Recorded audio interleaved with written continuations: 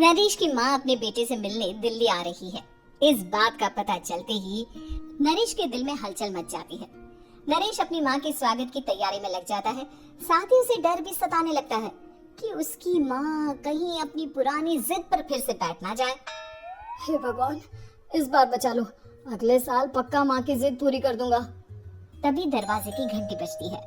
नरेश दरवाजा खोलता है तो सामने अपने मकान मालिक को देखकर हैरान हो जाता है, क्योंकि उनके साथ एक सुंदर सी लड़की भी थी। नमस्ते अंकल, कुछ काम था, मुझे बुला लेते। आपने क्यों कष्ट किया? अरे नहीं नहीं, इसमें कष्ट कैसा। मैं तो बस तुम्हें रीना से मिलवाने आया था। आज से रीना तुम्हारे साथ इसी फ्लैट में रहेगी। अंकल, कोई लड़का फ्लैटमेट नहीं है? एक अनजान लड़की के साथ रहना मेरे लिए थोड़ा अजीब होगा। देखो नरेश, मैं तुम्हें पहले भी बता चुका हूँ कि इस फ्लैट में तुम्हें किसी न किसी के साथ एडजस्ट करना ही होगा, या फिर तुम अकेले पूरे फ्लैट का किराया दे दो, मैं किसी को नहीं रखूंगा। नरेश अपने मकान मालिक की बात सुन के रीना के साथ रहने के लिए तैयार हो जाता है, पर अंदर ही अंदर उसे ये बात खाने लगती है कि वो अपनी माँ को क्या जवाब देगा जब उसकी माँ रीना के बारे में उसे पूछेगी। दिन बीतने लगते हैं। नरेश और रीना अच्छे दोस्त भी बन जाते हैं, पर अभी भी नरेश अपनी प्रॉब्लम का सलूशन नहीं ढूंढ पाता। एक दिन नरेश बहुत परेशान सा बैठा होता है।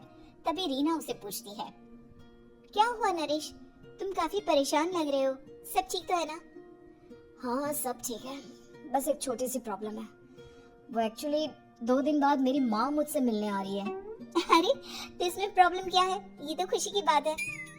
हाँ रीना, बट मेरी माँ एक जिद लेकर बैठ गई है कि मैं शादी कर लूं, पर मैं अभी इस चीज के लिए तैयार नहीं हूँ। ऊपर से जब वो तुम्हें देखेगी तो 100 सवाल करेगी, क्या जवाब दूंगा?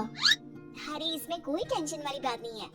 मेरे पास ना इस प्रॉब्लम का सलूशन है, जिससे ना तुम्हें शादी करनी पड़ेगी और ना ही तुम्हारी माँ मेरे बारे में कुछ पूछेंगी। रीना की बात सुनकर नरेश सोच में डूब जाता है। वो सोचता है कि रीना खुले ख्यालों वाली लड़की है, कहीं माँ को सच बता ना दे। नरेश को सोच में डूबा देखकर रीना कहती है, अरे क्या हुआ, किस सोच में पड़ गए? डोंट वरी, जैसा तुम सोच रहे हो ना वैसे कुछ भी नहीं है। मेरे पास एक प्लान है। मैं कुछ समझ नहीं पा रहा हूँ, कैसा प्लान? मैं समझाती हूँ। हम ना एक कॉन्ट्रैक्ट मैरिज कर लेते हैं। फिलहाल मेरे पास जॉब नहीं है, तो तुम इस रूम का किराया दे देना जब तक तुम्हारी माँ यहाँ रहेंगी, सिर्फ तब तक।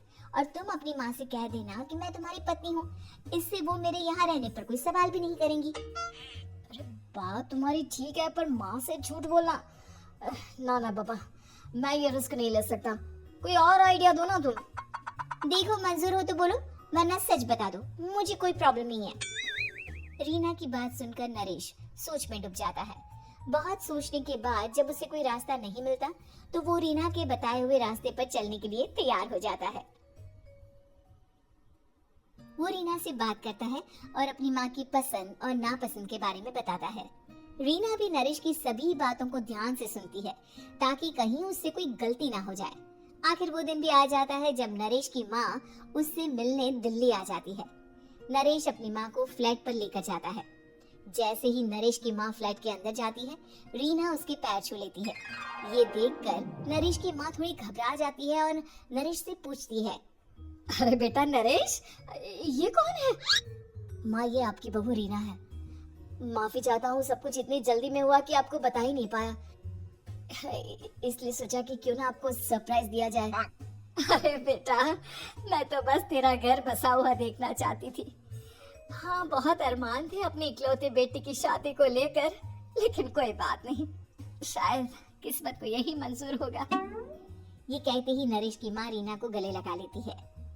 रीना बेटिया, मेरा बेटा ना थोड़ा नादान है, पर तुम काफी समझदार लगती हो, और मैं जानती हूँ कि तुम इसका बहुत अच्छे से ध्यान रखोगी। माँ आप चिंता मत कीजिए, मैं सब संभालूंगी। नरेश की माँ अपने बहू और बेटे के साथ खुशी खुशी रहने लगती है। दिन बीतने लगते हैं। नरेश की माँ और रीना का रिश्ता बहुत मजबूत होता चला जाता है। वो दोनों सारा दिन एक साथ रहती और खूब बातें करती। इधर साथ रहते रहते नरेश और रीना भी एक दूसरे से प्यार करने लगते हैं। दोनों को इस बात का एहसास हो जाता है, फिर भी वो इस बात को छुपा कर ही रखते हैं। एक दिन नरेश की माँ और रीना शादी के बारे में बात करने लगते हैं। रीना बिटिया, ये तो नरेश ने मुझे बिना बताए शादी कर ली, वरना मैं तो अपनी इकलौती बेटी की शादी इतनी धूमधाम से करती कि सारी दुनिया देखती रह जाती। अच्छा माँ, आप ऐसा भी क्या करती नरेश और मेरी शादी में जो दुनिया देखती रह जाती।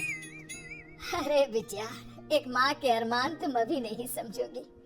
मैं तो अपनी बहू को एक रानी की तरह लेकर आती और शादी भी बिल्कुल शाही अंदाज में करती, पर मेरे तो सारे अरमान ऐसे ही रह गए। खैर, मुझे तो अपने बेटे और बहू की खुशी चाहिए बस। ये कहते हुए नरेश की माँ की आंखों में आंसू आ जाते हैं। रीना भी ये सुनकर ख्यालों में खो जाती है, क्योंकि वो भी मन ही मन खुद को नरेश की पत्नी और उसकी माँ की बहू मानने लगी थी।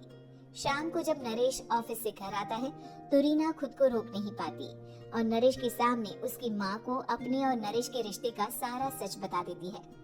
रीना की बात सुनकर नरेश की माँ दोनों से बहुत नाराज हो जाती है और घर वापस जाने की बात करने लगती है। तुम दोनों ने मुझसे सच छुपाकर बहुत ठेस पहुंचाई है मुझे। अब तुम लोगों के साथ नहीं रहना चाहती मैं, कल ही वापस चली जाऊंगी अपने घर।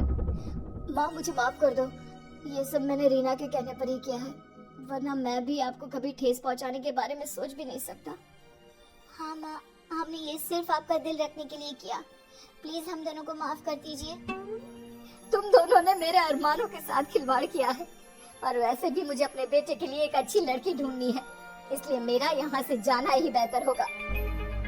माँ की ये बात सुनकर रीना खुद को रोक नहीं पाती। माँ, क्या मैं आपके घर की बहू बनने लायक नहीं हूँ? रीना की बात सुनकर नरेश हैरान रह जाता है। नरेश की माँ भी कुछ समझ नहीं पाती। मैं कुछ समझी नहीं, आखिर तुम कहना क्या चाहती हो? माँ, मैं वो नरेश से बहुत प्यार करती हूँ और साथ ही साथ मैं आपको भी अपनी माँ मान बैठी हूँ। आज जब आपकी बातें सुनी तो खुद को रोक नहीं पाई, इसलिए सारा सच आपको बता दिया। रीना की बात सुनकर नरेश की माँ की आंखों में आंसू आ जाते हैं और वो अपने बेटे नरेश और रीना को गले लगा लेती है। मेरे घर की बहू तो सिर्फ रीना बिटिया ही बनेगी। मैं आज ही तुम दोनों की शादी की तारीख निकलवा दूंगी, बस एक बार तुम्हारे घर वाले मान जाए। उसी दिन रीना के माता पिता भी उनके फ्लैट पर आ जाते हैं। दोनों परिवार आपस में बैठकर बातें करते हैं और शादी के लिए राजी हो जाते हैं। रीना भी कॉन्ट्रैक्ट फाड़ देती है और कहती है, सही मायने में मैं अब बहू बनूंगी, अब तक तो सिर्फ कॉन्ट्रैक्ट वाली बहू थी।